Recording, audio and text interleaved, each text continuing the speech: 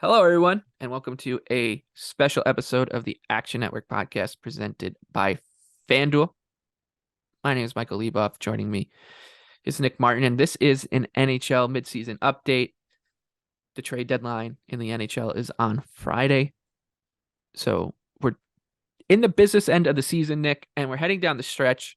Here's a quick look at the Stanley Cup future board presented by FanDuel. Of course, the Bruins are at the top at 5-1. The Avalanche are the second choice, 650. And then it's all Eastern Conference for a while. Carolina Hurricanes plus 750. Toronto Maple Leafs just under double digits. They're plus 950. The Rangers are 12-1. Lightning 12-1. Devils 12-1. And then we get some Western Conference teams sprinkled in here. Oilers 14-1. Stars 15-1. Golden Knights 15-1. The Wild are 22-1. The Calgary Flames 25-1. Winnipeg Jets 28. Pittsburgh Penguins 32. So are the Kings. The Kraken right behind them 33-1. Florida Panthers 50-1. The Islanders are 70-1. The Capitals are 85-1, which is funny because the Sabres are 150-1. So are the Predators, which don't want to go there. And then the last one I'll read is Detroit Red Wings. They're 250-1. It's tough to find any kind of like true value here because the deadline usually once a team makes a move, the number will either crash or it's already been kind of baked in because the bookmakers know that Timo Meier's going to the Devils, for example, or Patrick Kane and Tarasenko going to the Rangers, etc., stuff like that.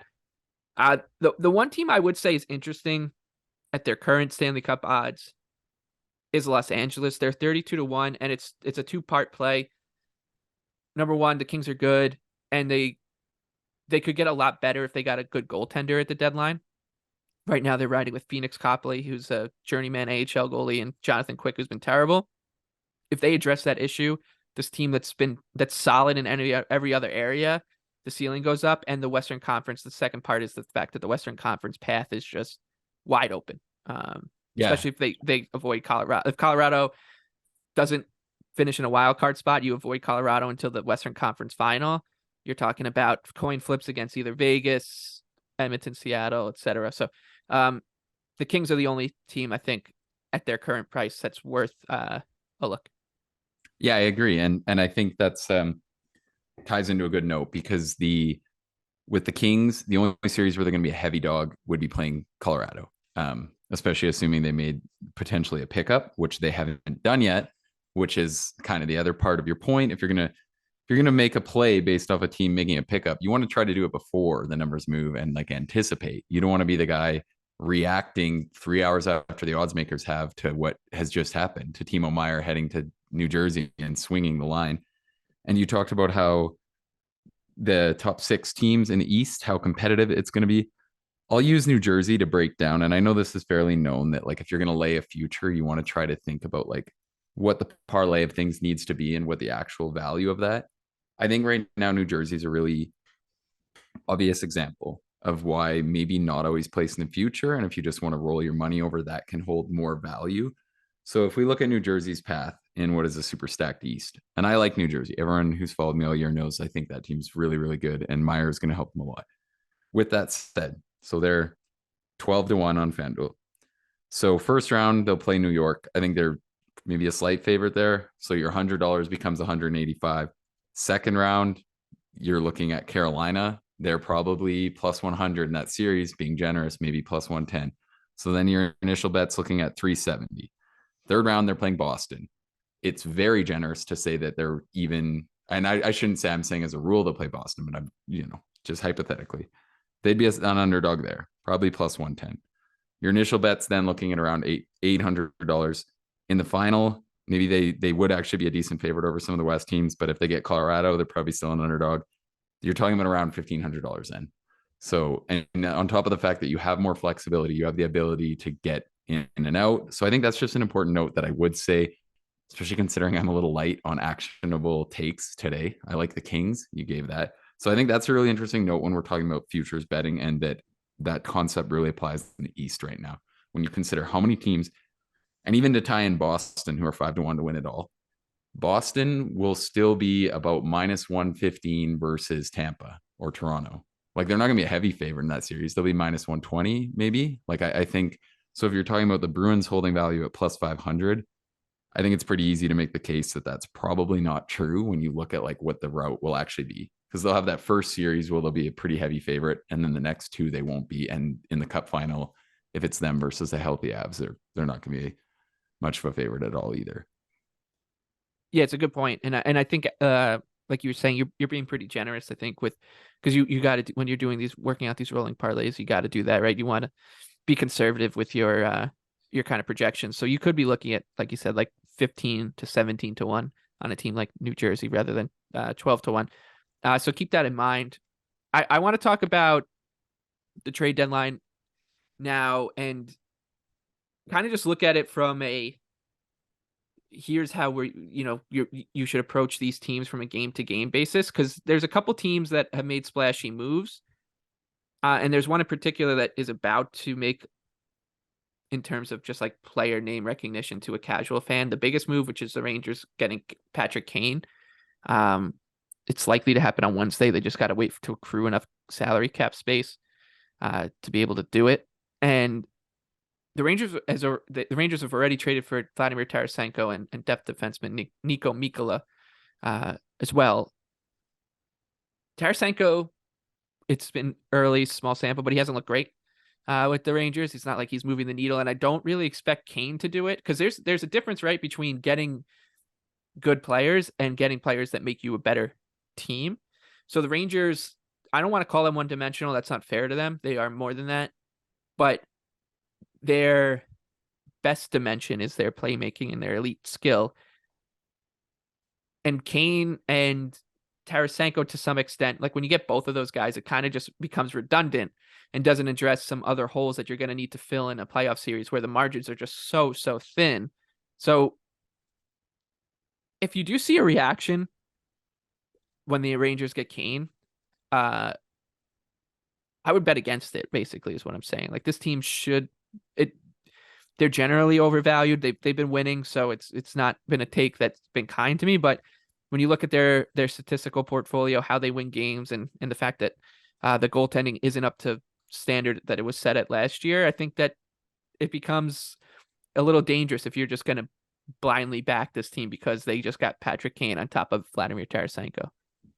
Yeah. And I not to just always revert back to like my initial point here, but I do think you're going to want to keep that concept in mind with the Rangers here, because think about their path. Even if they get Kane, it's not going to make them like a big favorite over Carolina or the Devils, who just got Timo Meier.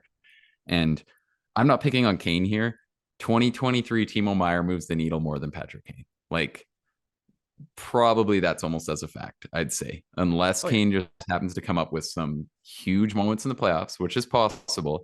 But his defensive impacts have been pretty bad. So we're trying to balance, like you're trying to balance a lot of things, because you're talking about, if he's going to be better away from Chicago, he's probably going to be better away from Chicago. But how much better? Because the defensive impacts were pretty bad. And if you're talking about putting him on a line with Panarin or Tarasenko with Vinny Trocheck, that's a line that's, I think when you compare it to top lines from the East, like the Devils, I don't like the way that matches up at 5-on-5. So I like the Rangers this year. I think they're legit, but I don't think that puts them over the hump where I'm like, I need to bet on this team to win the cup at all. And then I think another interesting note is probably Tarasenko comes off the power play. Kane, one of his best assets right now is his ability with the man advantage. I don't know how much on a true above replacement level he helps what I think is a good power play. He helps for sure, but I think it's like less black and white how they'll line it up and how they'll make it work when he comes over. So it's a really fun experiment to see. And like the East is going to be so exciting, but I don't think it's like a black and white. Like I'm seeing people anointing them as like the outright favorite in the East. And I think if anything, you could say what they've done doesn't help them more than what Toronto has done, than what New Jersey has done. Like it's kind of like a keep pace kind of thing, if not less than that. Yeah, I would agree with all that. And we could talk about a team that hasn't done anything yet, and that's Carolina. Let's say they don't do anything. I've heard from someone in Carolina that says he doesn't think they're going to do anything. They're just chalking last year up to bad luck, which is the most Carolina Hurricanes thing I can think of doing, because this team clearly has a couple needs. They're not glaring needs. Like, this is a great team. They're second in the NHL, or will look like, and they look likely to finish second in the NHL this season. But they're going to need somebody who can just score the odd, easy goal. Max Pacioretty was supposed to be that person, and he tore his ACL. Bad luck, but that leaves a hole. You got to address it. They're not going to do it. They could also use like one more bottom pair defenseman to shore up that depth as well. That said, I think that let's say the Hurricanes don't do anything. Like, I could see that number kind of getting a little longer on Carolina if they are the quiet team at the deadline, and if they don't do anything. Let's say like the Devils put some pressure on them, and maybe we're all of a sudden looking at a race between the Devils and Hurricanes for the division, and it's close already. But if the Devils can like kind of catch Carolina and turn it into a race, right now Carolina is minus 330 to win the Metro. The Devils are 3-1, and the Rangers are 24-1. If the gap shrinks between these two teams and Carolina drifts, then you could start thinking about that kind of same strategy with the Hurricanes as well, with the rolling parlay. Because like, they do have some holes, but it's not like what it does is it kind of puts them over 50, rather than a coin flip against a team like the Devils or the Rangers. It would put them as like a slight favorite if they got a score. And if the number drifts enough, I think they all of a sudden become pretty interesting. But I guess what I'm trying to say here is, if I'm the Carolina Hurricanes, I still try to go get something. Yeah, I think you summarized it all pretty well. Their team's good enough to win the cup as it is. So like, you can't completely shred them, I guess, if for doing nothing. But I also think that shows that like, you should be doing something when when their team's doing what it is. And it's not like this is even compared to, say, like Boston. And I think Boston still some clear holes, but they have places where you can point and say they could use an upgrade despite how incredibly good they've been. It's not like you're looking at their forward core being like, we could not possibly find a way to get like a second line center into this lineup, or another quality scoring center or something like that into this unit. And like, I think a lot of things, like, I still don't love the way Kotkaniemi is going to match up in some of the roles he's going to play in the playoffs. So I think they're good enough to win the cup, but it is definitely a letdown if you're looking at that team and they don't end up doing anything. Let's take a quick look at make or miss the playoffs. It's the Eastern Conference playoff race is just, I mean, last year the 8 teams were set by basically Thanksgiving. So getting a playoff race that it's now, you could still say it's 6 teams deep if you want to throw Ottawa in there for 2 spots. The last 2 wildcard spots. It's a joy. It's just a real joy to have a playoff race back in the East.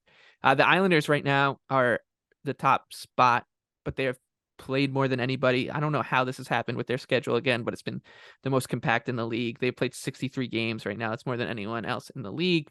They have 69 points. The Penguins have played 59 games, so 4 fewer, and they're 2 points adrift of the Islanders. The Sabres, they had that snowstorm, so they had a couple games postponed. They're 3 points back of the Islanders with 5 in hand. The Red Wings also have 5 in hand. They're 5 points back. The Panthers, 2 games in hand on the Islanders, and 2 more played than Pittsburgh, and they are 3 back of Pittsburgh, 5 back of the Islanders. The Capitals, I mean, if you want to call them still in it, they're 5 points back of the Islanders, but they traded away a bunch of important players and look like they're trying to do more of that. And then there's the Senators, who are on 60 points from 58 games played. So they're 9 back of the Islanders, 7 back of the Penguins. Right now, the Islanders are still plus 162 to make the playoffs. They were 3-1 a few weeks ago. Then they trade for Bo Horvat, start playing better. And that's the same price as the Sabres. The Red Wings are longer at plus 350. The Senators are 15-1 to make it. The Panthers plus 240. The Penguins are minus 215 to get in. From a betting perspective, like, I think if you're going to back someone to, like, you like a team to make the playoffs, I almost would just say to back the Penguins to miss more than anything, because they've showed some serious flaws, and I still think that it should be closer to a coin flip than it is, considering their flaws, their goaltending situation, their age profile, and like their injury risk, and the fact that their pedigree and their name recognition is being baked way too far into this number. So if you're gonna back, Buffalo to make the playoffs at 166, instead of doing that, I would just take Pittsburgh at that same price not to make it.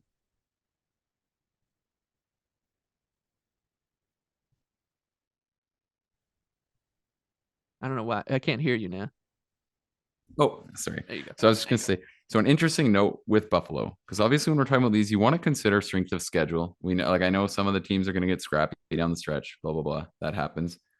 But it's funny for how much you hear at the start of the year, people talking about, say, how easy the Devils had it the first month this year, where someone will do really good and they'll be like, oh, well, they've only played this team and that team and a lot of non-playoff teams. How little, I think, when you hear people talk about this playoff chase, you'll hear them mention strength of schedule, which is not that hard to look up and very relevant. So that is one thing that concerns me with the Sabres. They have the third hardest schedule remaining based upon winning percentage of teams that they're facing. So that is relevant. That does make it a lot harder, obviously. Ottawa's fourth and Detroit's fifth. I think looking at it as of Monday, people would have been surprised. So Ottawa would interest me before Detroit if I had to chime in with one there. Ottawa's out there. The price at 15-1 is great. 100%. And if you look, if you're someone who believes in models at all, Money Puck has Detroit and Ottawa. And this is going to change really quick when we talk about them playing 2 head-to-head games in 2 days. Money Puck has Ottawa 3% lower because of the fact that their underlying process has been a lot stronger. They're 4 points behind on even games, but that gets covered relatively quick with the difference in their team's underlying results. So I think that's interesting. I'm not huge on Detroit. They've kind of been proving me wrong, but I think that I would like to get that Ottawa number in before the Red Wings. And I can see the merit there with the Penguins. But yeah, and I'm cautious on Buffalo because I'm seeing so many people saying that now's the smash play on that. I think the time to bet Buffalo to get into the playoffs has passed. Like I think at this point, bet them, like if you're a believer in that. And they, to be fair, they've been showing me because they beat Tampa, then they beat Florida the next night because I've been preaching the strength of schedule thing. But that's how it's going to be a lot of the rest of the year. They're going to have to win a lot of those games versus really strong teams. So if you want to, get some value backing the Sabres down the stretch, just bet them to beat Boston when they play them twice, bet them to beat the Devils when they play them twice, bet them to beat Carolina, that sort of thing. The Rangers have 3 with them. So they're always going to be long numbers in those matchups still. And if you think they're going to win those, I think just go out there and bet them to win those games. All right. Yeah, that's really it from a betting perspective as we head down the deadline. Again, a reminder, keep an eye on those LA Kings. If you think that they're about to trade for a goalie, you should get in on that number before the trade happens and the number shortens. Also, remember to consider that rolling parlay strategy Nick mentioned. And if you liked what you heard from the two of us here on this special NHL edition of the Action Network pod, a reminder that you can listen to Line Change. We preview every Tuesday and Thursday night NHL slate. And then as we get into the playoffs, it'll be a much more frequent pace than that. That is the Action Network's NHL betting podcast. It's called Line Change with an exclamation point at the end. Like I said, it's every Tuesday and Thursday slate. And for those of you who are wondering why there is a hockey show here, don't worry. Our NFL team will begin its NFL draft episodes on the Action Network podcast starting next week. So if you're into that sort of thing already in March, which I guess some people are, more power to you. And you'll be hearing much more of that on this channel starting next week. But until then, a thank you to FanDuel for sponsoring the Action Network podcast. For Nick Martin, I'm Michael Leboff. Be sure to check out Line Change.